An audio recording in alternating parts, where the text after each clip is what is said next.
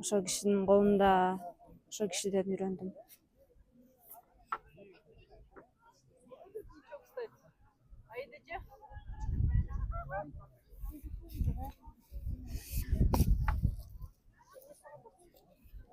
Саңазбы? Боз үйгө. Бо.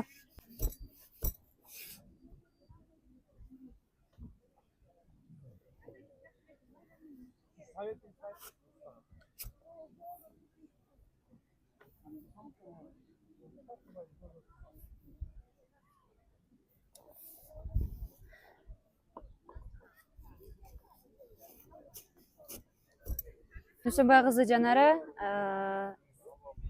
13-14 жашыман бери согуп келтем. Башында кол терме деген да бар да. Аны мындай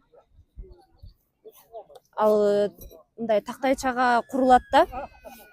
Аны белиңе байлап эле мындай жерге эмес да, белиңе байлайсың аны, бир жака байлап алып, мындай кереге байлап алып, анан белиңе байлап согосуң да. Мен биринчи ошондон баштагам.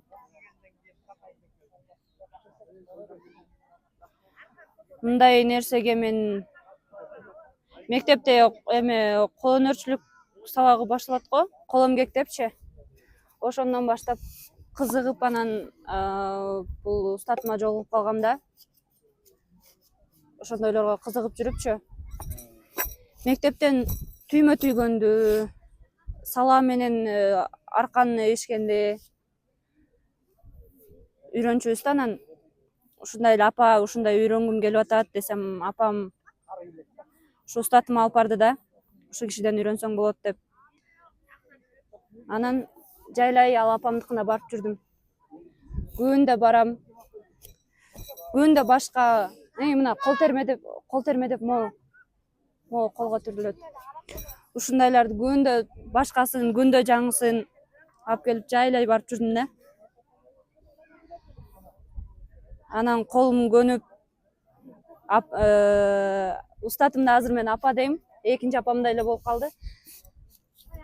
Апам көзү жетти окшойт, үйрөнүп кетет депчи. Мен да көп кыздар барчу, бирок азыр алар тарап кетишти.